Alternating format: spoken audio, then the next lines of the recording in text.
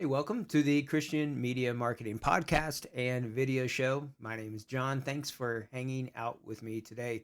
We're in part two of a series that I'm doing about just AI and missions specifically. Now, this is not going to be a series where I'm jumping into which large language model do I recommend and the whole idea of how to use Python to do machine learning or any of those things about developing agents or whatever. I enjoy that. I enjoy researching that and leaning into it and running the different ones and learning about it. But I'm trying to take a step back from that and look at just AI from the idea of missionaries. How is this going to impact our work? How does this impact just Christian ministry itself? What are the challenges? What are the opportunities? What are the things where it's still unknown? And what I want to share with you all and talk through today, and in some ways just share some quotes from different books and things that have been influencing me, but also just asking some questions because this is a thing where we are all full of questions. We all have questions, and the truth is, we don't have a lot of answers right now. And so we are, as one of the authors said, trying to peer into the future with a mixture of childlike wonder and of grown-up worries. And I thought, well, that's really true. There are things about this that, as a childlike wonder part of it, that I'm like, oh, this is cool. There's parts of it though that really, well, they do worry me, and I see where bad things could happen from that. So I hope this is a benefit. We have some other training that's coming up. We have part of our Kavanaugh media team right now at a training overseas. We've got some cohort trainings in different locations. I'm going to be speaking at a conference coming up here in a couple of months.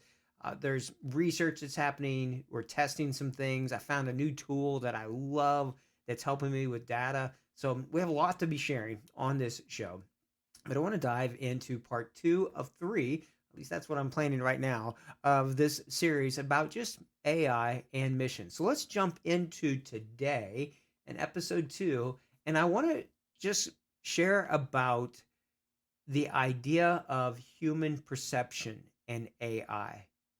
And so I've got some quotes here from different ones, but I want to focus today just about how AI is going to impact the reshaping, I think, of human just perception, of thinking, of cognition itself, and of just how we interact with topics that we know about, with things that we don't even know yet about. How are we going to interact in this world? Kai Fu is the author of the book AI 2041. This is one of the books, this is, I don't know, several years ago, probably three or four at least, where I read this book and it started me on this journey. He has some other books that I've read, very, very good, very knowledgeable. I like his books, and I like how he looks to the future and says, this is what might be.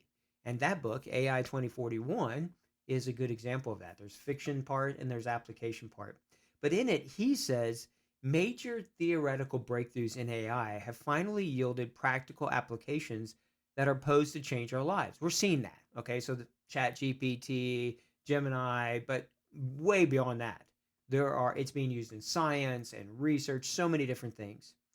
AI, he says, already powers many of our favorite apps and websites. And in the coming years, AI will be driving our cars, managing our portfolios, manufacturing much of what we buy, and he says potentially putting us out of jobs.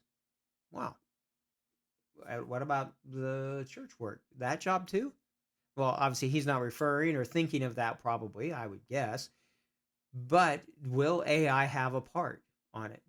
Will AI play a part? Will it change missions? He says, all of AI usage is full of both promise and potential peril, and we must prepare ourselves for both.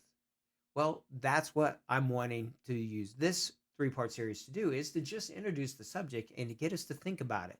So when it comes to cognition, when it comes to what some might say is a new reality, in the book by Kissinger that I referred to last week, there's several things. I just want to quote them because I feel like they really encapsulate this. And it's got me started on this journey. So let me read to you a little bit and make some comments in here from them.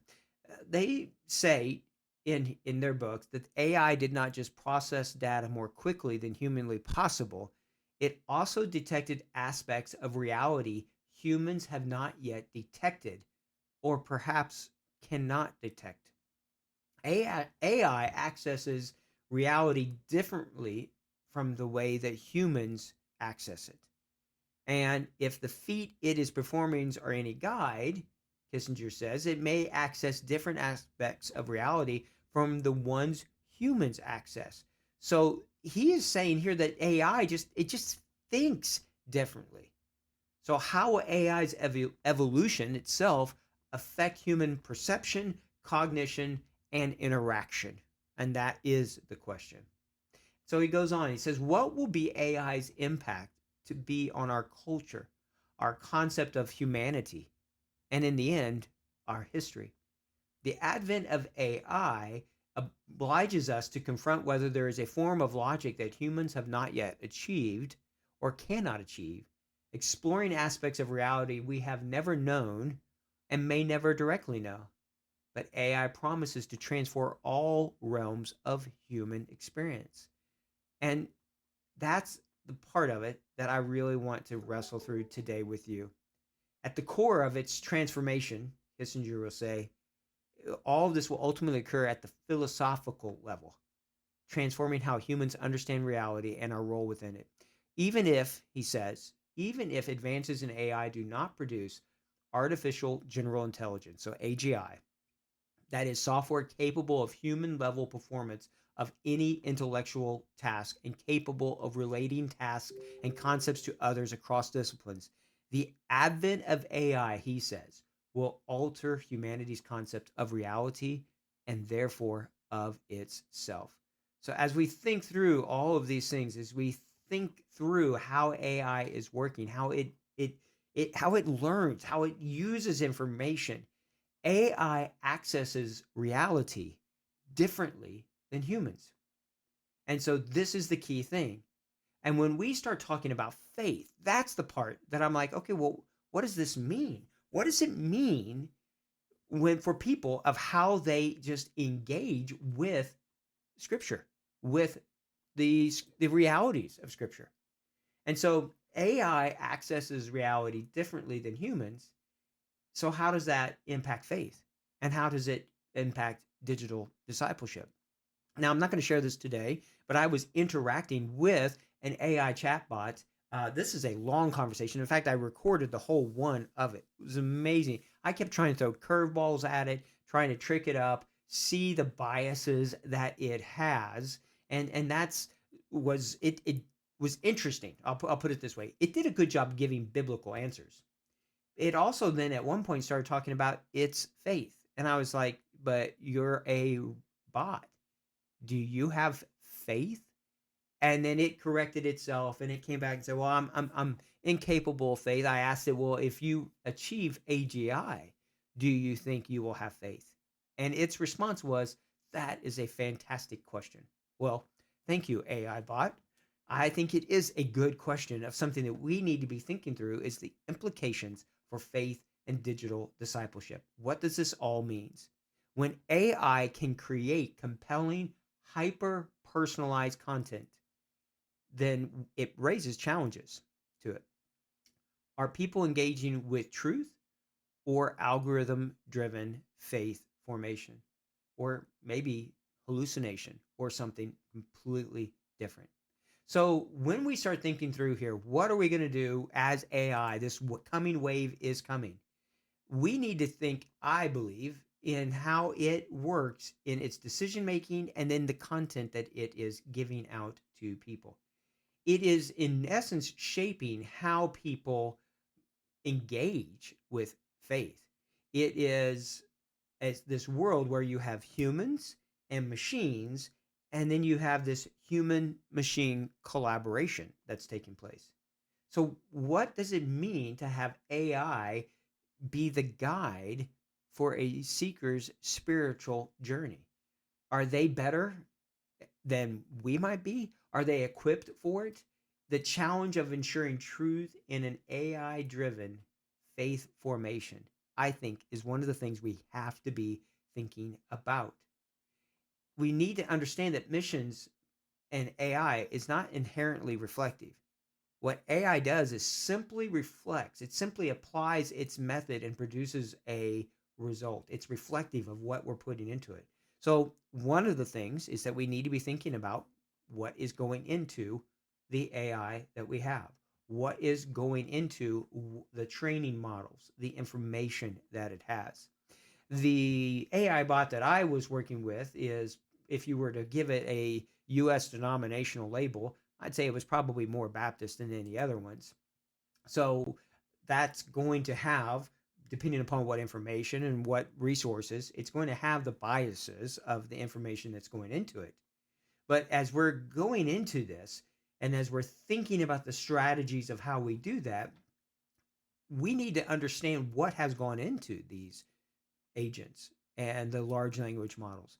And we need to ensure that the AI aligns itself with biblical truth, that this AI generates content that aligns with biblical truth, that the answers that it's giving reflects what you want it to say theologically and spiritually.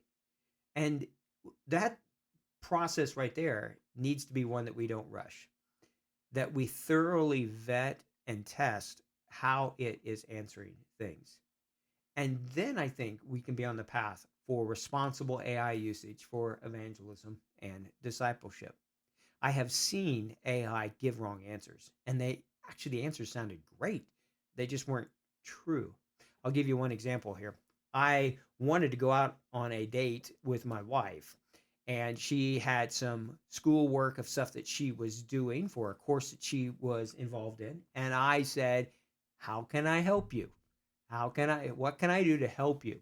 And so she's describing the book that she is going through. And I thought, well, I'll just use AI to help me pick out some great quotes from the book. So I told ChatGPT, hey, here's the name of the book, here's the edition. What are 10 of the most commonly quoted parts of this book with page numbers? It came back with 10 quotes. Fantastic. Super good. I was like, this is great stuff. I went to the page number, the very first quote. I looked in her textbook. Nope, it's not there. I started searching throughout. None of the quotes were in the book. I don't know where it was getting this information. I don't even know what it was using to generate it. The answers were good, but if she would have used that, or if I would have given her these and she used those in a paper that she was writing, it would have been wrong, just flat out wrong.